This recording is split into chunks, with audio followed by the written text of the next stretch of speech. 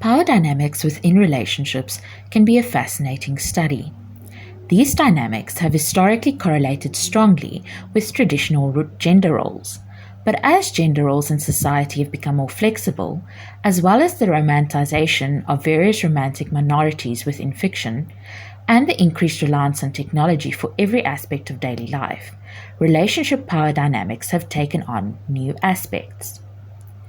One catalyst for an increase in the prevalence of parasocial relationships, particularly within the YouTube context, is likely the content creation monetization model.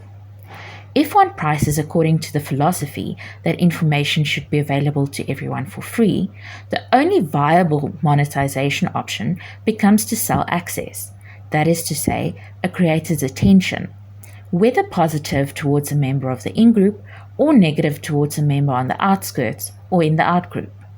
Those who cannot or will not contribute financially may often choose to contribute using favors as a means of currency. This could include providing behind-the-scenes editing services, doing research, etc., or volunteering time as a moderator. Moderation confers the appearance of a level of formal authority on the contributor, and new members or members on the outskirts may vie for the attention of these individuals.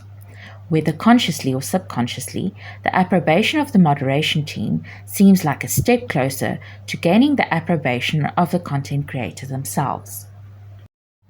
In addition to enforcing legitimate standards of community conduct, moderators or creators themselves may use community discipline as a method of training community members to meet purely arbitrary preferences of the content creator or of themselves.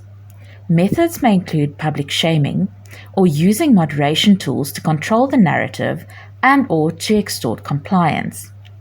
This can include things like timeouts or bans that prevent the other party from speaking, or from speaking at a moment that is perceived to be critical. This particular tactic is very similar to one used by conservative religious communities, namely excommunication. It is a macro-scaled version of a tactic used in intimate domestic relationships, namely withholding of affection. In a time where human intimacy is feeling increasingly difficult, there are few people who would be willing to give up connections made, not only with the content creator, but also with other members of the peripheral community. If the individual decides to stay, they are psychologically conditioned into meeting the preferences of the content creator and the limited in-group.